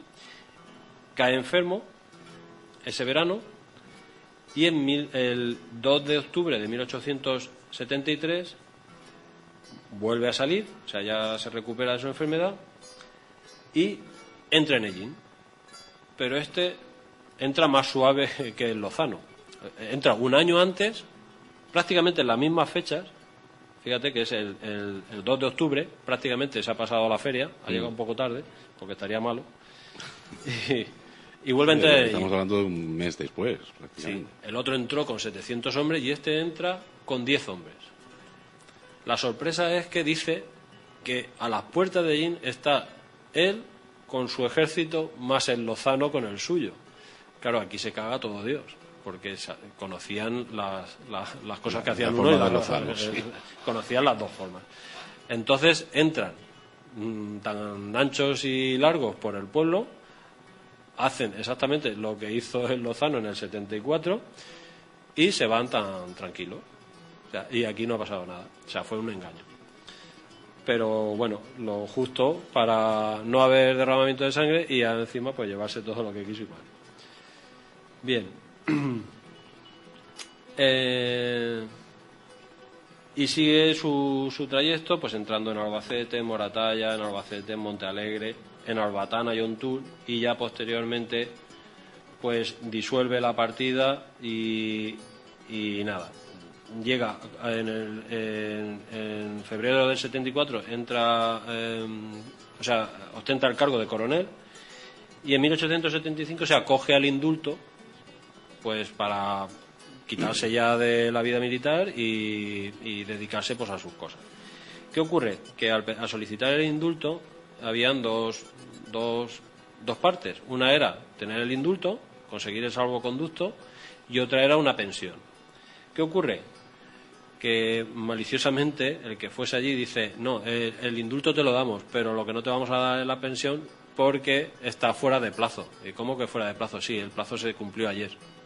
Entonces esto le mosquea bastante. Y vuelve otra vez a las andadas. Y bueno, no, está 10 añitos tranquilo, pero con un mosqueo de caballo. Y en 1885 empieza su labor como bandolero, ¿no? Se le acaban los ahorros y entonces ya... No es que se le acabasen los ahorros, digamos que era para paliar los gastos de la guerra. O sea, no era para otra cosa. Lo que sí que son lo de después. En 1880 hay una cosa ahí extraña, se fuga de la cárcel de Albacete. No se sabe muy bien por qué estaba en la cárcel de Albacete en el 85, pero sí que se habla en el diario de Murcia de que sale de la cárcel, se fuga de la cárcel junto con otro que había con él. En 1887, por disparos a la Guardia Civil, se le reclama en el juzgado de Ellín. Alguna correría tuvo por aquí. En el 87 tuvo una refriega con la Guardia Civil y es detenido su hijo Emilio, que también participaba en su banda. Otro dato importante en esta zona es el tiroteo que hubo en la venta de Minateda, y en el que resultó muerto un guardia civil y hubo varios heridos. Digamos que esa noche pernoctaban en la venta, en una venta, no en la venta de Minateda, sino en un cortijo por allí, y digamos que alguien dio el chivatazo y mientras dormían, pues la Guardia Civil los rodeó.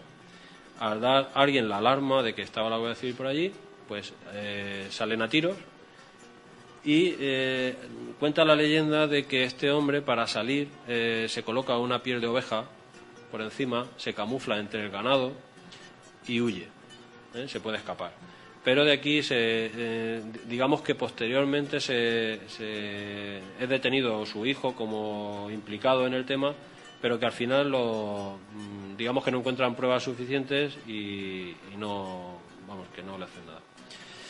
De esta noticia de Minateda aparece también en el diario Amigo del Pueblo de 1889, cómo pasó el tema. Hubo tal conmoción a nivel de la Guardia Civil que el jefe de la comandancia de Albacete dice que se le haga un funeral con mucha pompa al está muy curioso. Y en 1891 se entrega otro hijo de Ramón García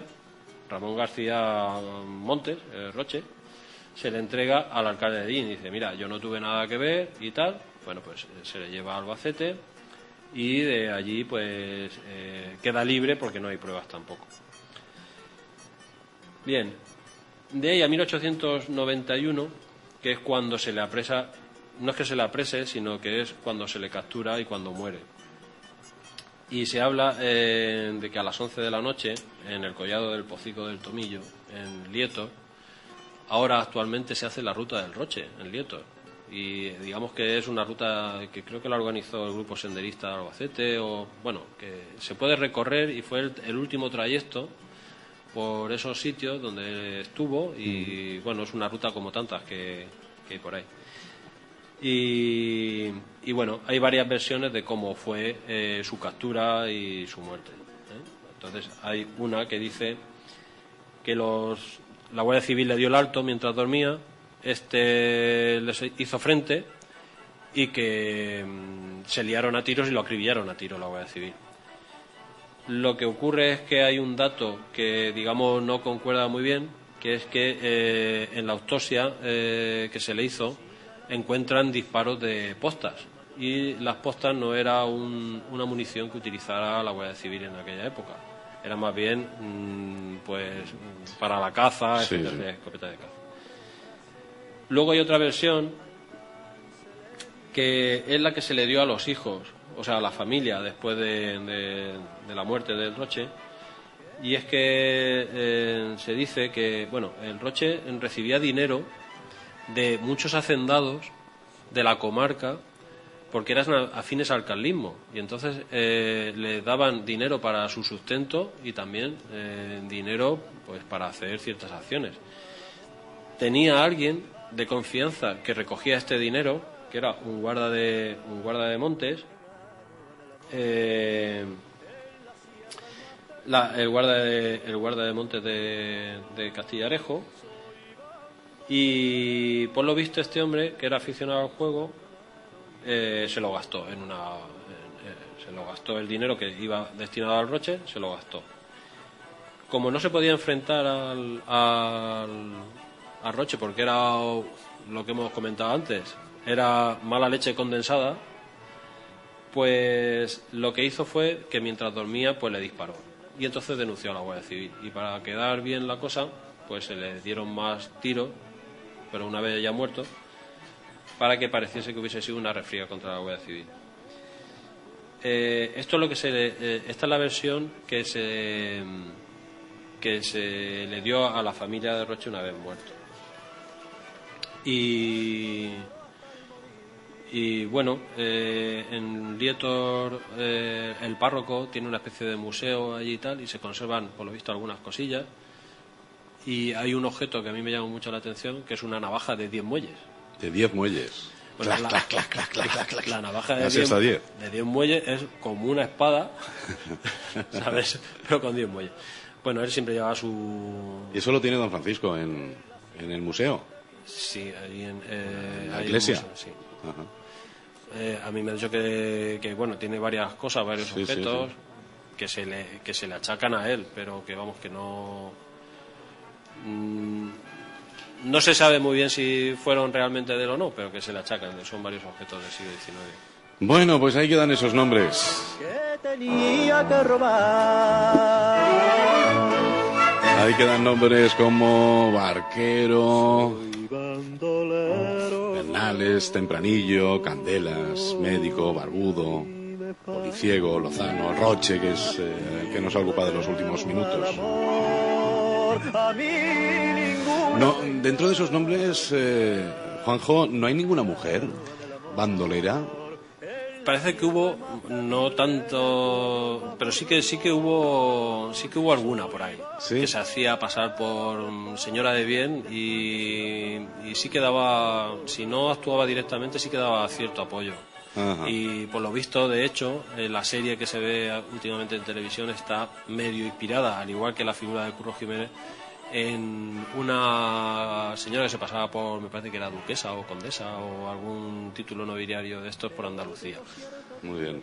Bueno, pues no tenemos tiempo para más. Me gustaría hacer algunos comentarios más en torno a todo lo que nos has contado, pero ya nos hemos pasado muchísimo del tiempo habitual de los desayunos de Solo Radio. ¿Alguna cosita para terminar, Juanjo? Bueno, pues yo quería hacer desde aquí hacer público un agradecimiento a una persona conocida en Ellín, que con su gesto pues hace que las personas que nos gusta pues la historia de nuestro pueblo y escudriñar más cosas de nuestro pueblo y saber más cada vez, y él yo no lo conozco personalmente, y es la figura de Luis Sánchez de Praguilla. Ha donado una serie de documentación al archivo. Sí. Y con ellas, pues bueno, yo ya estoy curioseando porque hay muchos datos ya bastante interesantes y me gustaría que hubiese gente, pues con ese gesto tan loable y tan bien, que a los historiadores pues nos gusta, aunque seamos historiadores por hobby, pero que es un gesto que es de agradecer.